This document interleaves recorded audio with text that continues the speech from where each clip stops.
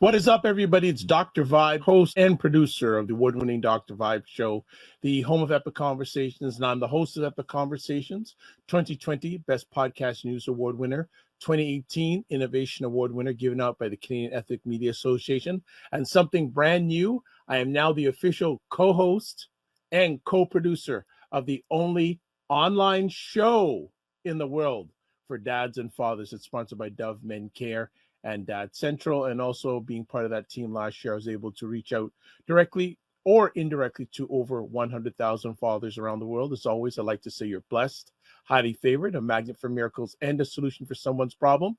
And like to say, we're broadcasting live May 8th, Mother's Day 22. So to the mothers out there, caregivers, and also to the ladies that would like to be mothers, and for some reason they cannot be mothers, we want to say a big shout out and send our love to you from the Dr. Vibe family. We wouldn't be anywhere good without our mothers. So mothers, grandmothers, aunties, cousins, nieces, nephews, all around the thing, we want to say Happy Mother's Day. You're watching Black Canada Talking on every Sunday afternoon at 5 p.m. It's a live online event that provides Black Canadians the opportunity to give their takes, POVs, and stories that are of importance to them. And every 2 weeks, we do a roundtable. We have another roundtable today. Unfortunately, two of our regulars cannot make it today. So it's Cesar and I are holding the fort today. So Cesar Ndema-Moussa, come on down. We're going to chop it up and make it happen today. How you doing, my brother? I'm very good, Dr. Vibe. Hello, BIA Media. And you said it better than I could. Happy Mother's Day to all the mothers, the aunties, sisters, nieces, and special thought to our sisters who cannot conceive, whichever way one wants to understand it. But yes, salutations to all of you. And it's saying so, happy Mother's Day to my wife. My daughter is now 1 year old. And happy Mother's Day to my mother, as always. Much love. Yeah. Much thanks. Absolutely. The ladies hold it down, man. The ladies hold it down. They hold it down. My brother, what's been going on? Haven't chatted with you in a few weeks. Everything doing okay otherwise? We're doing okay. Staying alive, as we say. How can I put it? No. Lots of things happening. Just a little shout out to Cesar Peters, CEO of rootsandculturecanada.com, where you can find us. And also one of our members, AJ, who has been leading our basketball academy, but also football academy, to get some of the youth, not just Black, but youth out of the streets, out of danger, but as well in pushing, supporting some of them who are very talented into the next level, aka professional. I had the honor on Tuesday to attend one of the practices. I was there, I think from 6 to 8 or maybe 6:15 to 8. And I'm very honored to have seen these gentlemen in training with AJ. And this is very much thanks to Cesar Peters of Roots and Culture Canada. Since you probably have some leverage, can we get Miss Peters on the platform here? How can we do that? I will talk to her. Her so that she can come by. I would love her to showcase not only her, but I know she's a humble person, but the program that both of you are involved in. I'd love to showcase that. Thank you. I will let her know for sure. Please do, because I know you've mentioned her name a number of times before during our Black Canada Talking journey, and we want to get her on because she's doing really fantastic stuff. Well, one of Canada's, top 100 Black women doing things, concrete changes out there. We have a lot of heroes out there in the community. They're not always on TV. They're definitely not the ones who are, making the millions and billions, etc. But, they're in the buses, they're driving cars, they may hold 2 or 3 jobs. They may be the father and mother to more kids than they have given birth to. They're holding the community strong. So, when we say Happy Mother's Day, we think about the mothers of the community who are helping to so many. Yeah. And Ketia is one of them. Absolutely. That's fantastic. Well, we're gonna be chopping up. We haven't been you and I together for a while, but hey, I know it'll go by fast and furious. So one of the first things we want to chat about today, and I know there'll be stuff coming up in between, but we'll hold it down. We'll hold it down. Mhm. PC conservative race. To be honest, I wasn't even thinking about this till you brought it up because I haven't Mhm. heard anything about it, or maybe I'm not paying attention. What's been going on with that, and what are your thoughts? Well, I mean, they did have an unofficial debate this week where five Wow. of the six candidates were present, except for Patrick Brown. Patrick Brown, the mayor of Brampton. Brampton, yes. I was going to say Browntown for anyone who gets the joke about Canada's changing demographics, where Brampton was actually a white town slash city Very until much waves so. of immigration. So very interesting that we talk about conservatives amid Canada's ongoing changing demographics. They have an English debate, if I'm not mistaken, coming this week actually, and there's a French debate at the end of the month. So basically, the debate that they had this week, very strong in energy, sometimes cacophonous. Uh, Two things that I really like to bring up about that debate. Maybe I should say three things. And look, all three topics that we're going to talk about today: the PC conservative race, Roe versus Wade in the US and impact in Canada, and last but not least, Kevin Kevin Samuels. Samuels, yeah. I absolutely guarantee that I will offend, upset, some people. It's absolutely fine. I am of the logic that a man who has no enemies has not stood up for something. Some of my Mm, heroes are behind me, so you understand my mentality here. But absolutely. when we talk about the PC conservative race, uh, let me start with three things. Let's start first of all with us. I don't know what Leslie Lewis is doing there.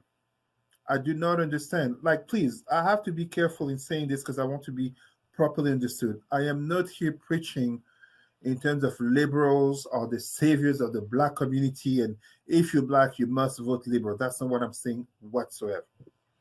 We know very well whether they're called liberals or Democrats, conservative or Republicans, or in France, les socialistes and right wing, left wing. We know there's racism on both sides of the political spectrum in Western countries. Fine. However, I always question what is it that brings a black person to think? And in this case, we have a black woman in a party that has a lot of difficulty hiding its racism and sexism. She's aiming for what? For leadership because of what? Social conservatism. I don't see it happening. I just don't see it happening. The other one, Jean Charest, aka the former Quebec Premier, aka the Yes. former liberal Quebec Bro. Premier, who started politics as a conservative. And of course, Pierre Poilievre pointed out to him that he's a fake conservative. And me, I consider Jean Charest, he's an opportunist. If it was the NDP or Jagmeet Singh that had called on to him, he'd be there, with the orange collar. So, and we cannot not talk about Pierre Poilievre himself, the so-called the leader, the potential winner. I mean, potential. We're talking the ultimate race elections is in September, but what Pierre Poilievre rightfully called out Jean Charest in terms of not being a true conservative but being an opportunist, Jean Charest called out Pierre Poilievre for supporting the so-called Freedom Convoy in terms of its occupation and illegal nature of protest, aka you want to be the leader of the country, a country of laws, yet you supported a movement which, by its own claims, wanted to bring down a democratically elected government. Hmm. This is a conservative party of Canada right now. This is the leftovers of Stephen Harper and Stockwell Day, Peter McKay, etc. We basically, for me, I enjoy it because ultimately it's kind of like a Canadian version of what's happening in the States with Trumpism and the Republicans, where in Canada they will have to choose between a conservative party that should be either more to the center, try to occupy a center as the liberals have gone a little bit to the left with the NPD, or a conservative party that goes further to the right, to the fringes, bringing in more of those right wing slash extremist views. And I'm not saying per se white supremacists nor racists, but the further to the right you go, that's where you find them. That's where you become more attractive to people who espouse such ideologies, because we know very well white supremacists and racists are not looking at the liberals and NDP to vote. Mm-hmm. So yeah, this is basically what I find interesting. I mean, um, I think it's going to be an interesting race, but even if we are really honest, with the Liberal and NDP, we could start strategic alliance that pretty much guarantees no election before 2025. Whoever is elected, it's going to be for what truly? Yeah. So let me ask in regards to the conservative race, why do you really think Leslie Lewis is running?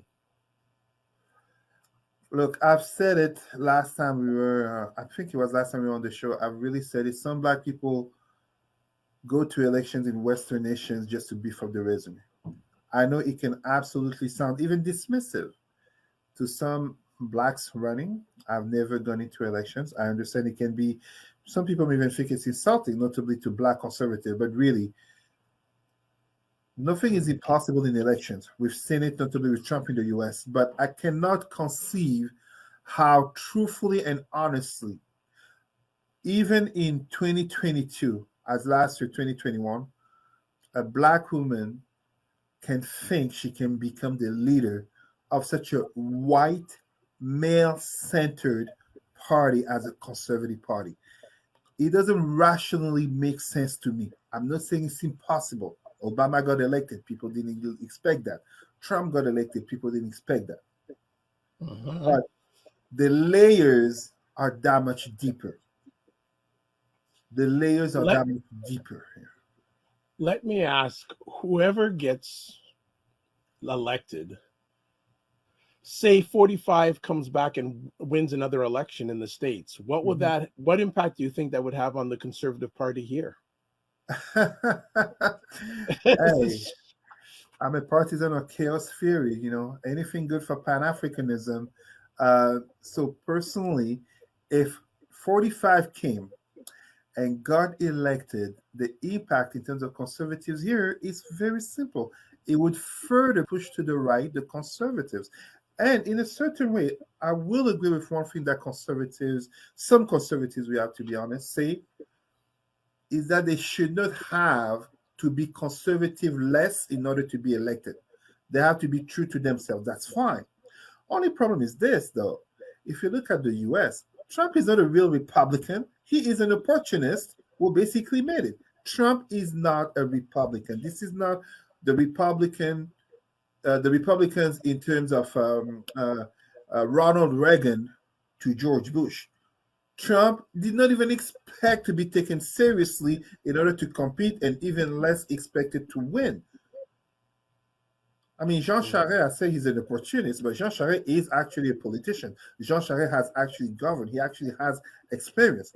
Trump basically is a TV celebrity who, you know, with a myriad of many elements came to be in power. So the impact here in Canada is simply that it would radicalize further people, create further the political division that we see, where the notion of a center would so much diminish because, you're either with us or you're against us.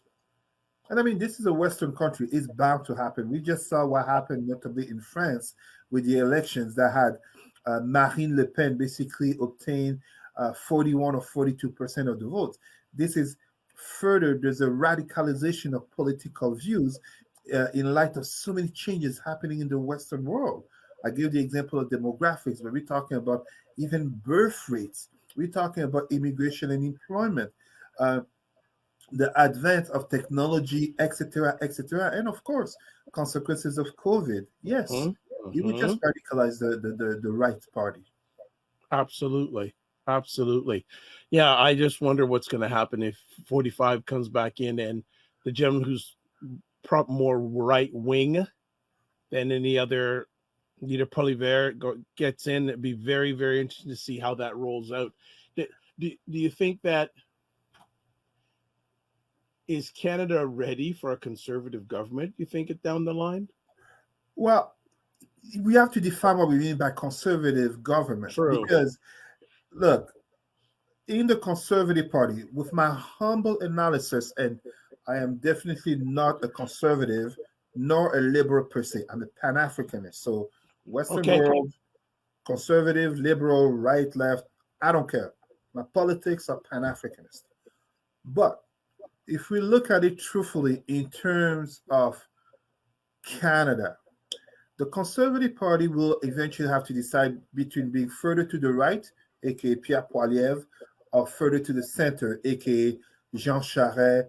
I don't really think Patrick Brown has a chance, to be honest, but it will ultimately, the way I'm looking at it right now, between Poilievre and Charest. Now, after that, with let's say 2025, to be quite honest, I wouldn't see Pierre Poilievre, aka the right of the Conservative Party, be able to win versus a more centered version of the Conservative Party with someone like Jean Charest who could bring together more elements. If you look just right here in Ontario, uh, Doug Ford, definitely Conservative Premier, he didn't win by being more to the right. He was more to the center, and as such was able to notably attract more non-white votes to support him. So it's the same type of logic that I see here in terms of a national conservative party. Right. Jerry Freckleton is asking, do you think the Conservatives will have any agendas, plans for the Black community?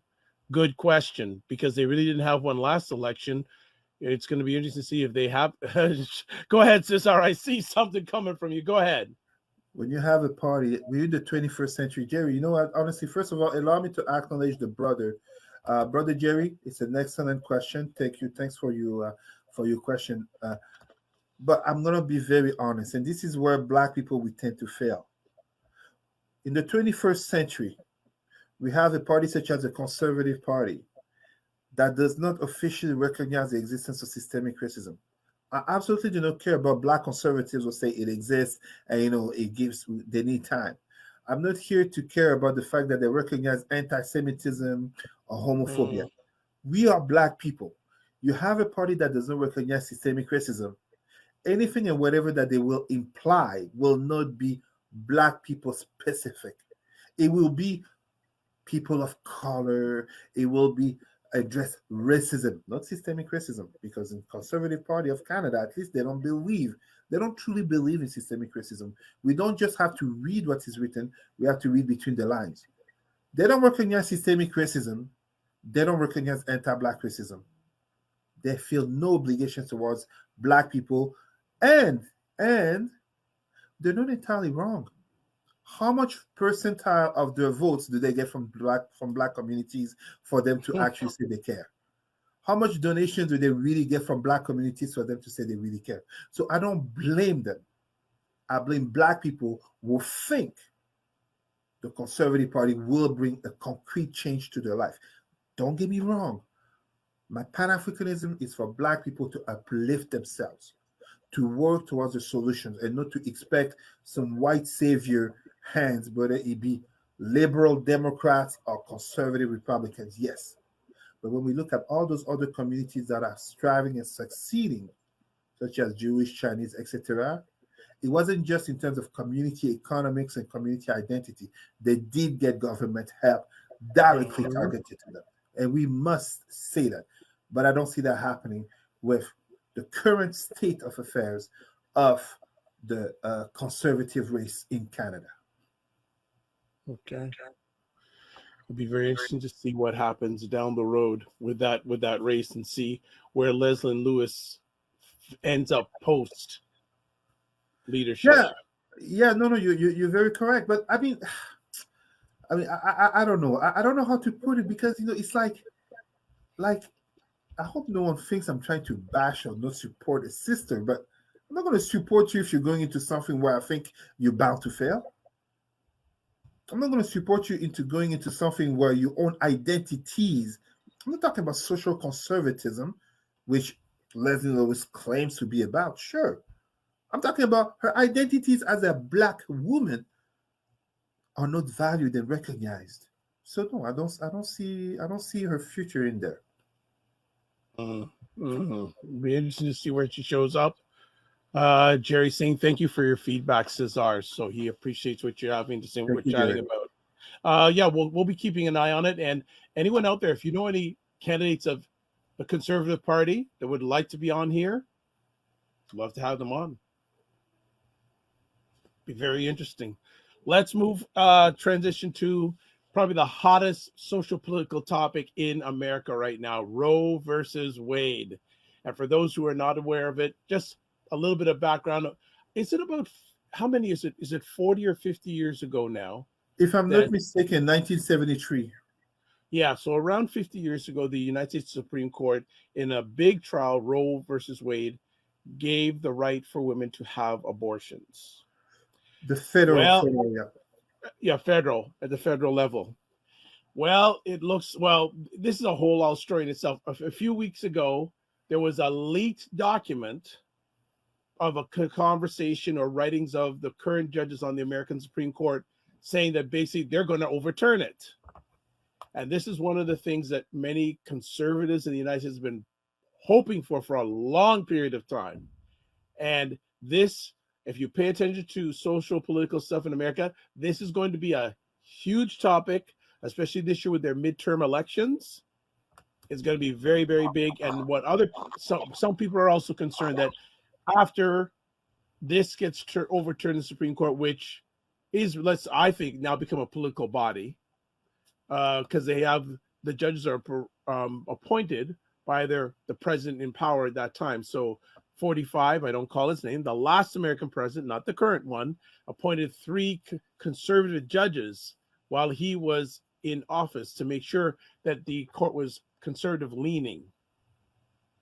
So this, I could go on, but I want Cesar and I can chat about this. I've had conversations, a lot of conversations on this on one of my other platforms, State of Things with Aisha Joe. They spent an hour and a half on this last night. But Cesar, what do you want to chat about in regards to this? Well, first of all, I want to pay respect to the fact that we are two men talking about a topic where ultimately it is about women's bodies. And when I say this, please, I know we have some of the brothers from the manosphere slash red pill who might be listening.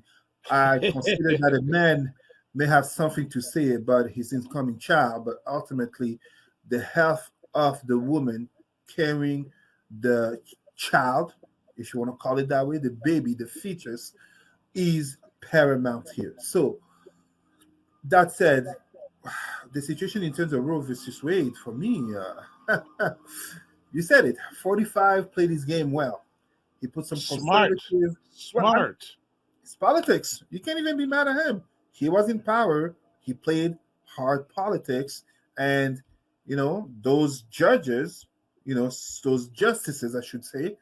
How many? I think it was 2 or 3 of them when they were going to the in front of Congress. Of course, we would turn Roe versus Wade. It's the law of the land, etc., etc. And yet, following the leak of Justice Alito, if I'm correct, if I said his name correct, Yeah. The leak that potentially leads to the belief that Roe versus Wade will be overturned. It is being revealed there will be enough justices to turn women's right to abortion at the federal level, aka from the moment it is struck down, states, and I think it's up to half of the states, or just barely half of the states, Yeah. already made it clear that Bang. they will make moves to repeal a woman's right to abortion. So this is very much a similar scenario to a certain TV show called The Handmaid's Tale. Yes, let's talk about Fiction coming to life, but truly it is in the context of a US changing demographics. whites having less children, more immigration, greatly due to the Democrats, aka the power at the booth is being more diversified, and you have white conservatives who are basically seeing their country change. As I say this, a little brackets here must be said. When we talk about abortion, the black community, I'm speaking here in the US, the black community leads in terms of proportions of abortions per races. It's in the black community.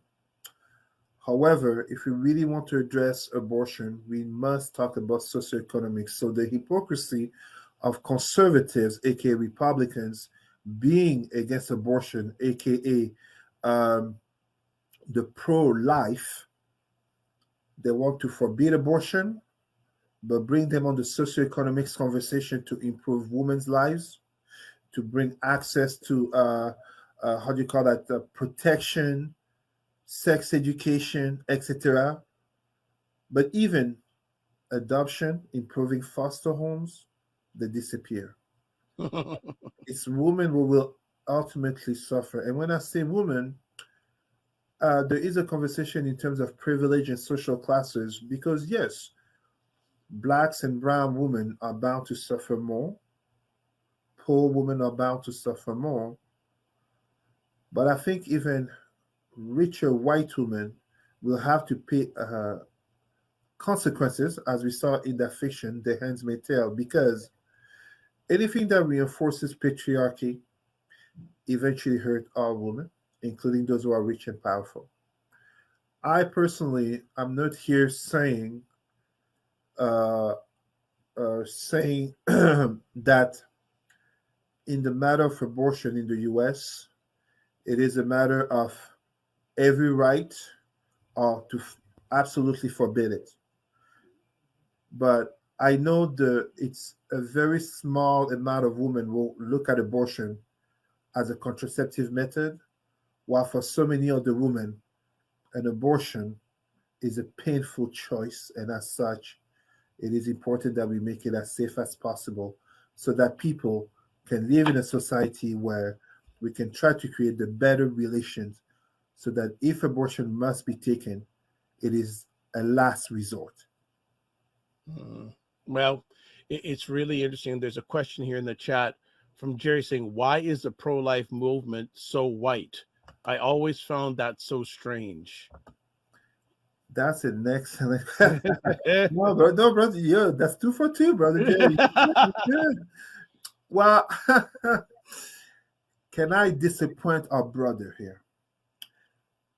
To my knowledge, to my readings, the pro-life movement is not so white. It's just more visibly white when we reach into the politics of it, when we reach into the donation slash financing of it. But if we really are honest in terms of our black community, just because we know sisters who had an abortion, the reality of black community open conversations, public conversations, is very pro-life. It's very conservative. It's very religion centered. Jesus, Allah, every turn left and right. So the way I would look at it is that Brother Jerry is correct, but he's correct because we're talking, just as you know, when we talk about LGBTQ issues, Yeah. the deeper you go into LGBTQ politics and notably LGBTQ financing, the wider it gets. But the reality on the street, the reality on the ground is that it's very diverse, it's very colored. There's a lot of black people in those movements. So abortion is also, and this is, however, where he's right, abortion is part of eugenics. Abortion, the conversation on abortion is part of white supremacy, identity, uh, birth, and the promotion of the master race, aka, kind of like they were saying in 2016 in Charlottesville, you will not replace us, aka they're having more children than us, they're going to replace us, and as such, they're going to make us pay, they're going to take revenge on us, white people. This is why ultimately these white people will claim to be pro-life, they're not really pro-life. They want the birth of white children, absolutely, but they don't want the birth of all children. It's a blunt statement. I absolutely agree. But these are the same people. If they were so pro-life, they wouldn't be there supporting uh, policies that hurt black families all over the United States and the world. They wouldn't be there supporting policies that hurt Latino and brown families, notably by separating families. They're only pro-life when it suits them and in the way that it suits them. Because it's not normal that in the 21st century, these so-called pro-life people don't want teenagers to have access to sex education in order to be better educated and to use uh, contraceptive methods to prevent pregnancies. It's very much kind of like that fiction, Handmaid's Tale, coming to life. That's how I look at it. Okay. Another thing on top of this, uh, in a brief in regards to abortion, Supreme Court Justices Amy Coney Barrett and Aito's draft said the U.S. needs, listen to this, quote, a domestic supply of infants, unquote, to meet needs of parents seeking to adopt. That those who would otherwise abort must be made to carry them, giving up children for adoption. Sounds pretty eugenistics, white supremacy right there, you know? You wonder, you need a supply of children. I wonder what type of children, what kind of children.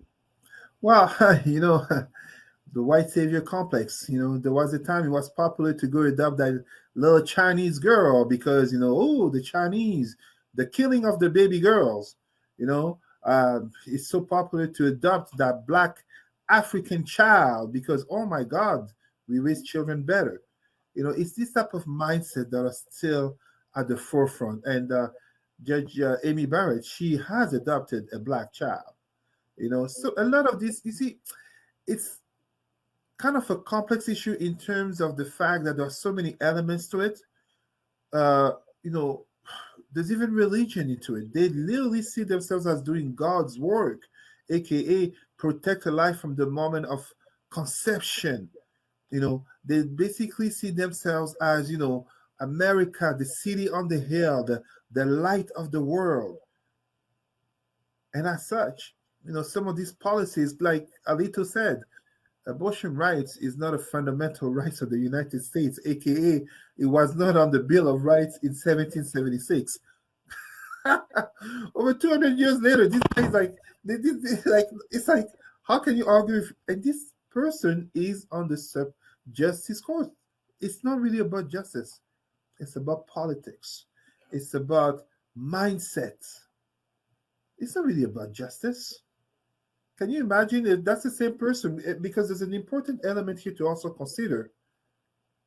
We're talking about Roe versus Wade, aka abortion. But what's next?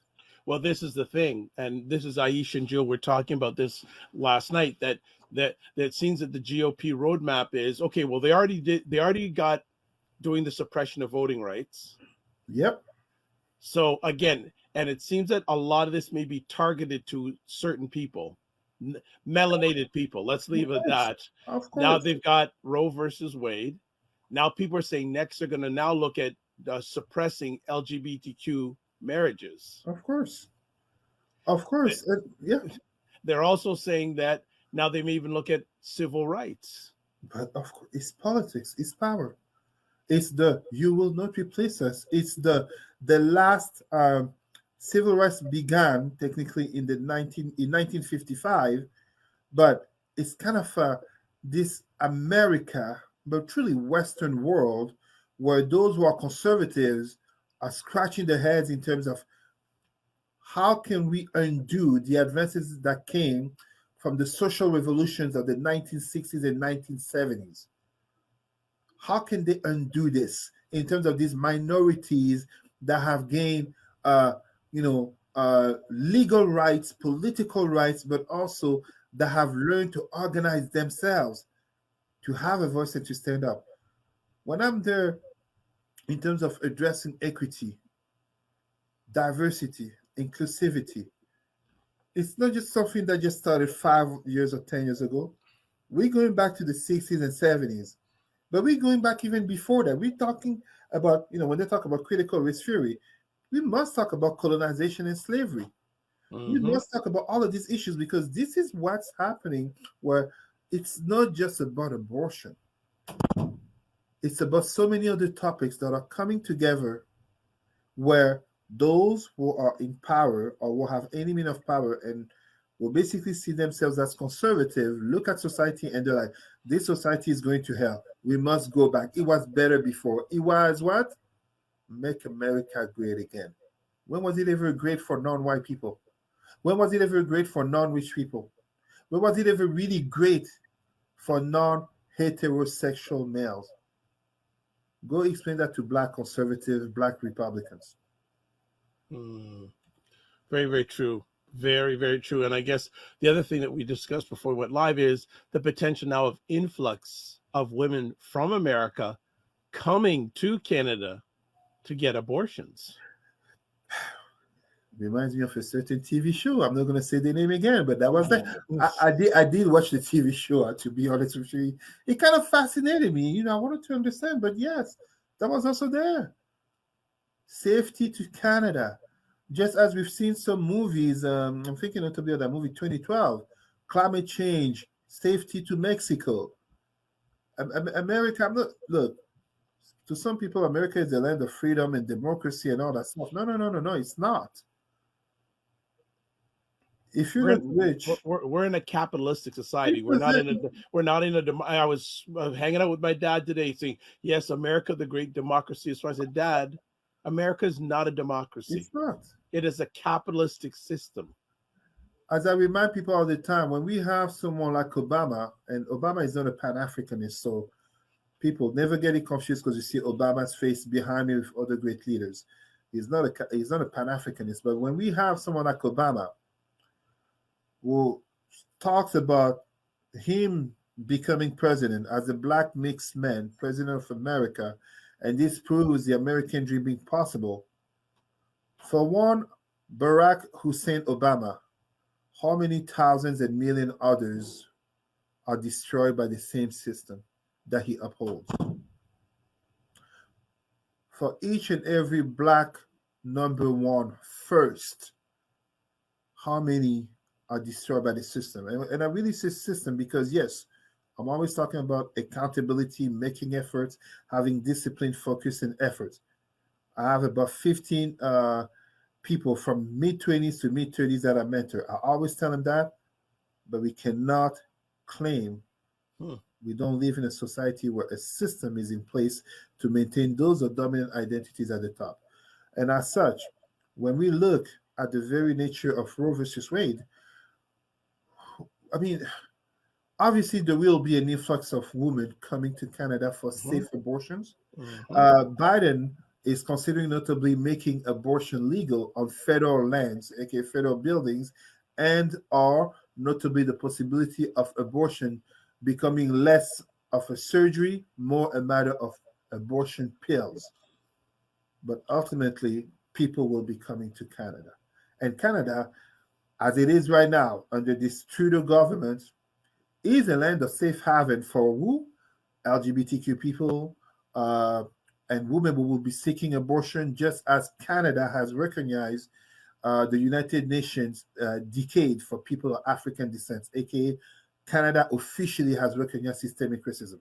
And again, it is under a liberal government, not a conservative government. So if abortion becomes revoked in the US, absolutely, we can expect Canada to open its doors to women seeking safe abortions. Yeah, I'd say yes. Many people will be watching this who live in Canada. Pay attention to this story because it's going to ripple in Canada big time. Big time. So very interesting. Jerry, we'll get to your question. Okay, let's do it now. So Jerry's asking, Cesar, do you find that white Quebecers are more openly racist than white people in Ontario? No, Jerry, my brother. Jerry's on fire. Jerry's on fire. Three or three. Yeah, man. No, no, I love the question for the brother. I love them. I love them. How much time do you give me to answer that, brother? Take your time. Let's try to make it out of respect, for the show. Let's try to make it in 2 or 3 minutes. Okay, you can go a bit longer if you want. Technically, it will be easy. The easy answer would be yes. White Quebecers are more racist than. Did Brother Jerry say the rest of white Oh, no, Canadians? rest of from white people in Ontario. Okay. Uh, well, the easy answer would be to say yes, because we often hear about stories of racism in Quebec far more than the rest of Canada, but that would not be a truthful answer, an academic answer, an objective answer. I don't think white Quebecers are necessarily more racist than, for example, white Ontarians. The difference is that in Quebec, there is an identity struggle that basically makes Quebec seem more racist. I'm going to seem like I contradict myself by saying Ontario is more open than Quebec. But don't forget that Ontario not only is the richest and more populous province in Canada, but Ontario is an Anglophone majority province in an Anglophone majority country. So the notions of identity for whites, the notion of even numbers is completely different than in Quebec, where they have this notion of being surrounded, invaded by the English, etc., etc. Even when we look at Montreal, I think until the 50s or 60s was dominated by Anglophones. Mm-hmm. And even when we look right now, Montreal and Quebec, Anglophones in Quebec have more rights and are, let's say, the richer, the better integrated in society than Francophones in the rest of Canada. It's that identity, that culture, that notion of thinking that they're going to lose the French language. The fact that they are basically, to use their own language, an island of French in a sea of English and Spanish. But at the same time, they have this expression, and Brother Vibe, if you don't mind giving me freedom to say this, they basically consider themselves the white N word Yes. of the Americas. Yes, I've heard that term. Yes. To us who are blacks, that's ridiculous. They consider themselves the white N word of the Americas. But that Yeah. tells you the psyche of many, not all, many whites in that province when it comes to looking at racial relations, where they feel like they're the true victims. They feel like basically, are we talking about race? Are we talking about indigenous? No, no, no, no. Us Francophones are the real victims. Of course, that's bogus. You take a Tremblay, you take a Sylvain, you take a Pierre, any white Quebecer male, put them in Ontario, put them in Europe, he's white. He gets a white privilege.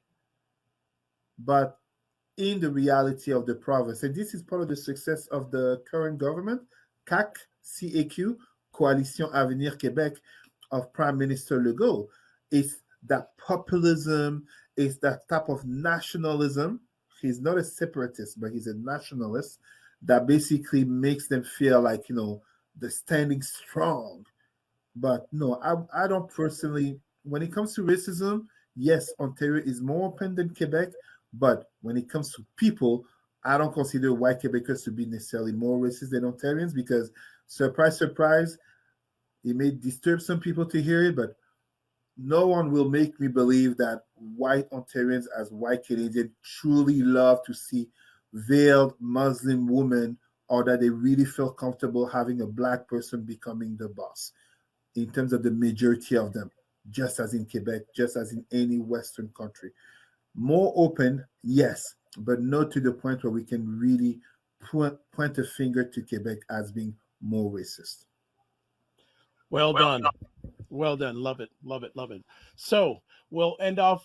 And I see, I told you time goes by as fast. For Yes. those who may, Jerry saying solid answer, Cesar. Thank you, brother. Thank you, Cesar, very much, very much. We'll end off our conversation today. People may or may not know the name Kevin Samuels. Kevin Samuels, regarded by many as a very controversial YouTube, let's be honest, YouTube star. He's a YouTube star. And he had some very interesting comments about Black women, to some Black women that thought it was very degrading. He also had some comments from Black men didn't agree with, but a number of Black women did not approve of his mindset. One of the comments he made, and he had a call-in show per se, or a live show, and there was a lady who called in, and he basically said, if you're Black woman and if you're over 35 and you're not married, paraphrase, you're worthless. You don't really have any value, and it really raised the ire of a lot of Black women.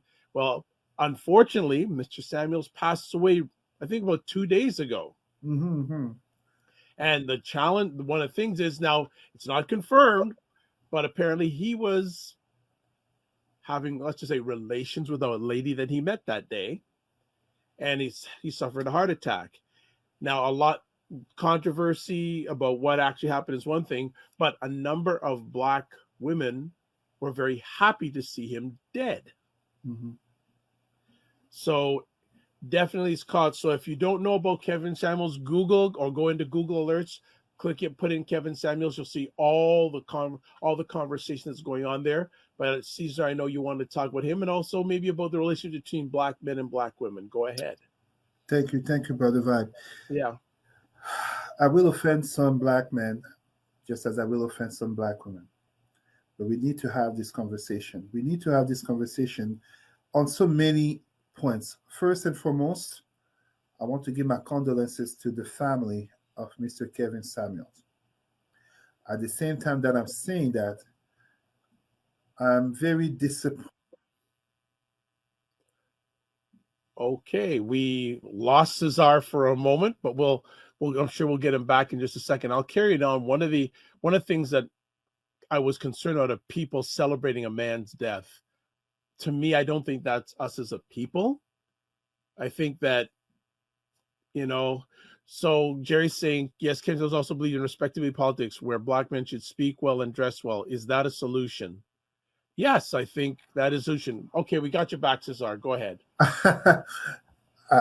It's a good thing I'm not a superstitious person. Well, I'm saying, well, you were leading to something and went both. So maybe we've been watched. All right, go ahead, my brother.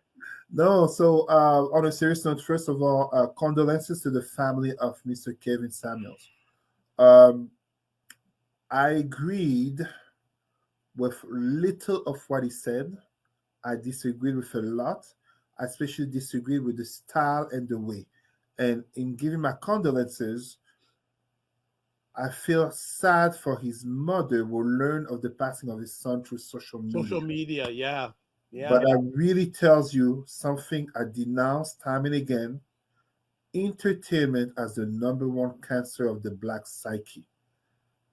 Kevin Samuels, YouTube personality, social media star, was an entertainer. He was not a professional. He was not some relationship expert, PhD, whatever you want to call it. He was a man who was giving his opinions. And if I dare to be further honest, he was a brother, an older brother in his mid-50s, giving opinions overwhelmingly to younger people in their 20s and early 30s. I'm sorry, I find that disturbing in terms of age gap and in terms of what we could talk respecting an elder. Now that I've said that, it's important to address the women who are happy at his passing. That is not correct. That is just as not correct as if any man was celebrating the death of Bell Hooks because she said some misandric or anti-black male comments, such as regarding the exonerated Central Park Five, or basically claiming violence as a natural state of being, violence and rape to black men, etc., etc. We can recognize that we can disagree with some of our black people in academia, in entertainment, in any field, without wishing ill upon them, especially without wishing them death. Unless they're race traitors, because I've always said if you're a race traitor, die. But This is Pan-Africanism. So when it comes to Mr. Kevin Samuels, having said those two elements, I know many men who supported his ideas. He basically comes off as, and I'm not trying to minimize, I don't want to say his work, but his YouTube interventions, like a black version of Jordan Peterson, preaching accountability, preaching perspectives, preaching being realist. I can agree with that. But there's a problem when I hear that from a man in his 50s, borderline talking down to people who could be his children. And it reminds me of me when I was in my mid 20s, talking to some of the women in the nightclubs where I was a bouncer at. Reality and perspectives. I think when you reach a certain age, your speech should have evolved. And some of the dialogues that I heard in terms of Kevin Samuel, I remember a video that I saw. Someone sent me a video where he pretty much gave reality perspective to a brother under excuse of him being fat, broke, and having a small penis. You're in your 50s, you're talking to a young brother in his mid 20s or late 20s. I am a mentor to about 15 people between the mid 20s and the mid 30s, most of them being black, some white, and some Arabs. Mm-hmm. It's completely disrespectful. Some of the nature of comments towards black women, such as if you're over 35, no kids, never been married, whatever, you're leftovers. No, that's no. That's not correct. That's not correct. I don't care if you're 50 years old and you don't have kids, you're not a leftover. Different people have different choices. And as such, my biggest problem in terms of Kevin Samuel, my biggest disagreement, I will always agree with people accountability. I will always agree with preaching to people that they need to be realist in their expectations. And yes, it may come off controversial what I'm going to say right now. We do have women in the black community who think that because they're women, they are above any criticism whatsoever. That's not true. At the same time, black men get criticized a lot for anything and everything, but as well black women. However, you cannot take the excuse of holding people to accountability and perspective and uplifting themselves, making better choices, to denigrate them, to insult their dignity, to basically make them feel like they're lesser because you are a consultant on image, which is what Kevin Samuel's professional title was, an image consultant. Mm-hmm. An image consultant will give opinions on relations. And as such, what it did was to my impression, based on what I see online, based on the exchanges that I see, to further divide the black community in terms of gender relations. I am willing to agree that to some people, Kevin Samuels was beneficial, yes. But his shock and awe, his shock value provoking, kind of like, sly techniques of, ooh, I got you here. It was more entertainment than actual constructive therapy for the black community. He was not a professional. He was a man who gave opinions. As one of the things that I find the black community does too much. We have too many people who are champions at giving opinions. And the opinions become celebrated. Why? Because it's entertaining. Entertainment is a cancer. It's the number one cancer in the black psyche. And this is what we end up having as we hear talking about a Kevin Samuels, controversial man in his mid-50s. And to me, the way he died, I'm sorry, all these talks about being a high-value man. Can I just interject there? And I don't put my opinion too much, but he died alone. No, this is the thing. So the thing that he was concerned about in his own way with many people, especially a number of black women, he died alone. If the reports are true, this man died having after having sex with a woman Women that he he met just over. met. Yeah, that's That's what I was going that's to that's say. that's sad. That's what I That's was going to say. And sad. It's tragic. this is where, and this is very, very much to the fans of Kevin Samuels, where I'm not going to attack you on being a fan of Kevin Samuel, but we need to have that reflection in terms of a brother of a certain age. And yes, he had divorces, situations with children, whatever. A man of a certain age who became famous and I assume rich because YouTube content, blah blah blah blah blah, of a message of being a high value man. I am his criteria high value man. I am that. But he suffered what I call a low value death. It's That very, is very much in very, contradiction with what he yeah, preached. very, very interesting way of putting it. Yeah. He wasn't married. Well, Clearly, he wasn't stable if he died heart attack following sex with a woman he met the night before, the day before. That sounds very much like mid 20s nightclub life. Let's hook up, meet up, let's do something, and then next. So there is an expression that says, "Let's stop making stupid people famous." I'm not calling Kevin Samuels stupid, but we do have a problem in the Black community with too many entertainers will become famous, and okay. it Well, is a question of the community. so here's a little update.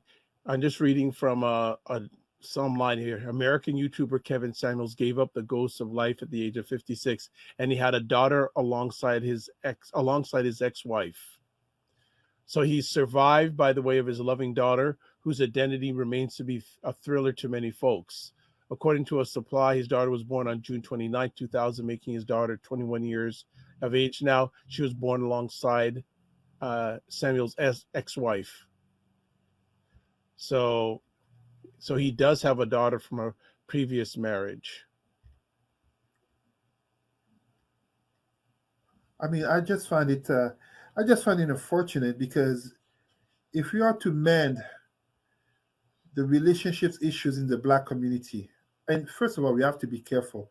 It's not as bad as a lot of people like to point it, looking at interracial relationships, single motherhood, and so many other issues. No, most Black people are in relation, will be in relation, are having children with another Black person.